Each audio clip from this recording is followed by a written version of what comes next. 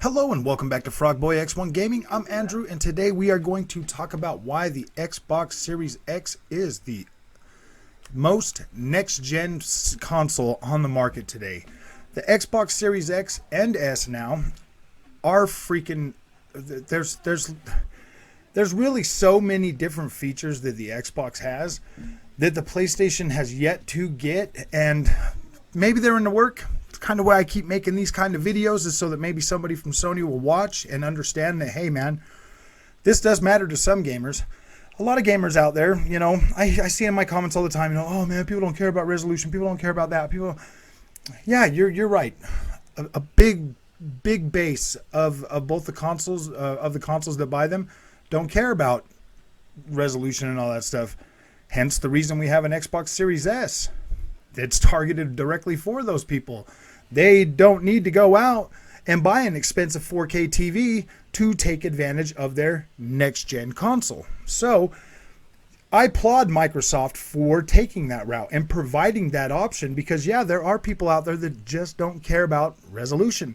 They just want their 1080p with their, 60 to 120 frames a second gameplay, which the Xbox Series X or S is capable of delivering for those people. The only biggest thing that really sucks about that is the fact that, like, I don't think there's any 1080p TV on the market that has HDR support. So that really sucks right there. Not having that HDR support is pretty... I think it's one of the more critical things to have in these systems going forward is HDR support. And the addition of Dolby Vision on your Xbox Series X and S is freaking amazing. The changes are, in some games, it's pretty drastic. So I just finished Life is Strange tonight, and I started this game before the Dolby Vision went into effect on the Xboxes. After that went into effect and I turned it on, wow, the change was so apparent that it's like, wow, man, that's a really big step. I mean, because like you could see texture in the faces before it, but now, oh boy. And I know this is true because I was going through and I was recording video game footage while I was playing this game, through my capture card.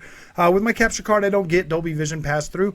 So I could see, right when I took my capture card off and plugged my system back in the regular way, I could see so much more detail in their faces that I was like, wow, that is big.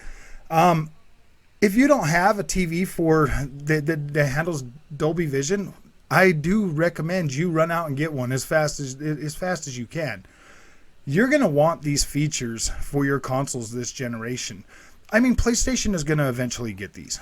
It's going to come. They're going to update this. I've been a PlayStation guy for 25 years.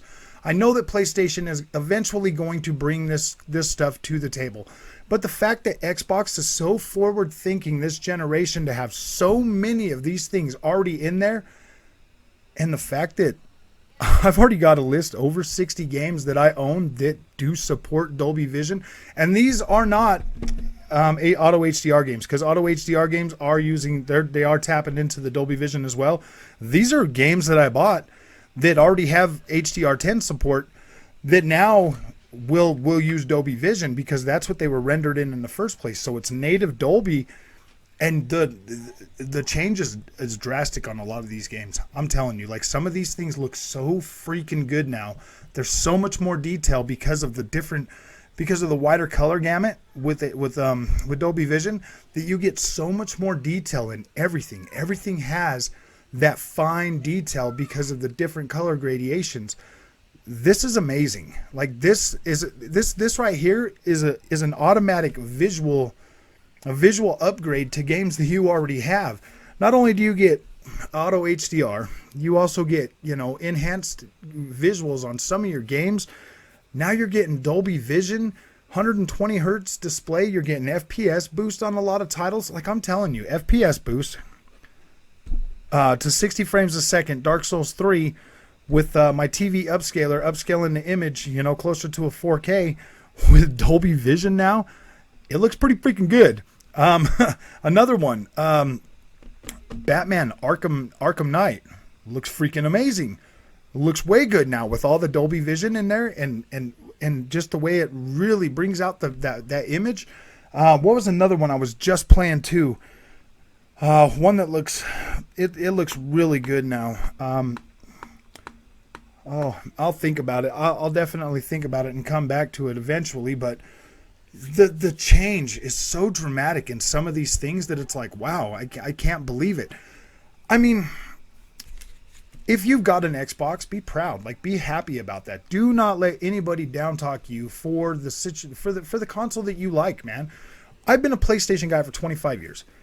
I now have an Xbox Series X. I had an Xbox One X before that, a PlayStation 4 Pro. I've bought every single PlayStation console. I've had all the Xboxes too, but this is the first time in my gaming life that I've ever made Xbox my main console. That's never happened before. I used to buy all my third-party games on my PlayStation, but that doesn't happen anymore. I buy the majority of them on my Xbox. The one main feature that the PlayStation 5 has over my Xbox that really kind of dumbfounds me is being able to stream straight to YouTube from my PlayStation, and I can't do that with my Xbox. So that's the only reason I go out of my way and buy either a second copy of some of these games or I just buy them outright on the PlayStation so that I can stream them directly onto YouTube when they come out. And so that's what I'm doing with Alan Wake, because I'll be streaming Alan Wake on the PlayStation 5. I'm telling you that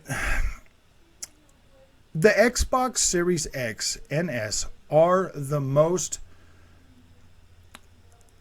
feature-packed next-gen consoles on the market right now.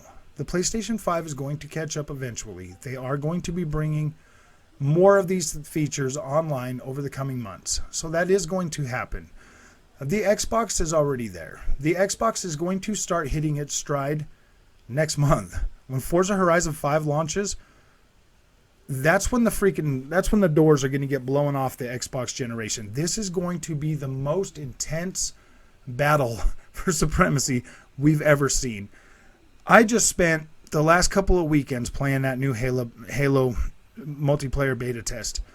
I'm telling you, this game is freaking fire.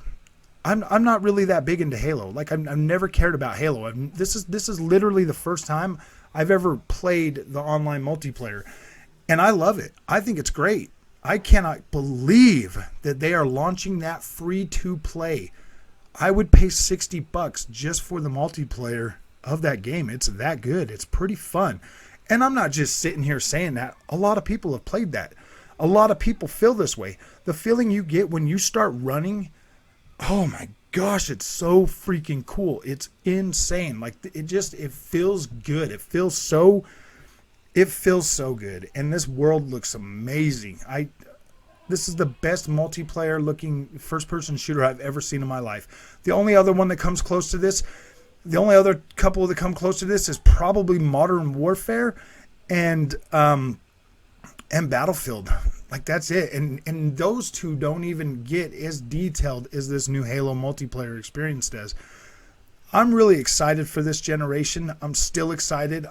I bought my PlayStation 5. You know, the honeymoon phase wore off that pretty quick. I'm still in the honeymoon phase for the Xbox. There's just so much coming to the Xbox that I'm happy with. I mean, you got Game Pass that's good for, that's an amazing value. You've got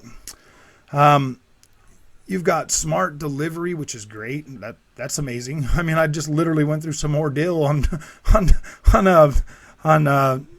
Death Stranding just to do my save file. Thankfully, I didn't have a whole bunch of stuff that was hanging over, and it didn't take me long to get to a place to upgrade my save. Like, it was fairly easy for the most part for me to get that done, but a lot of people were pretty upset about it. And that's just little quality of life things that the Xbox does day one that the PlayStation is still, gosh, they're still playing catch up. I mean, don't get me wrong, I love PlayStation, I love gaming, and this is going to be a great gaming generation for both consoles. But I really feel like with Xbox keeping the same UI and going forward, we got way more stuff faster than having a whole brand new UI built out just to make it clunky again. Like the PlayStation experience when it's been almost 7 months now since I've had my PlayStation. It was clunky at first. It's definitely gotten better. I was part of the beta, so I had access to all of that stuff like a month and a half in advance of everybody else. And that update alone, that beta, really did make the experience much better on the PlayStation. It does feel so much better now. And now that I've actually started playing games that take advantage of the haptics, I'm starting to get pretty happy with that. That's why Xbox, if you're watching, we need a controller we can buy with haptic feedback in it. It would be pretty cool. I would appreciate that with an Xbox. You know, even if it's another Pro Xbox controller or just another version of the Xbox controller we got now that's actually got the haptics added. That would be pretty cool. It doesn't need to be something like super major, but that would be pretty cool, and I think a lot of people would appreciate that. So a lot of people are going to turn it off. A lot of people turn that off now. The trigger thing, a lot of people turn it off. It's kind of a chore to use those. Some games it's cool on, but I don't necessarily think the Xbox controller needs those. Just the good springs that you guys already have is perfect. So, yeah,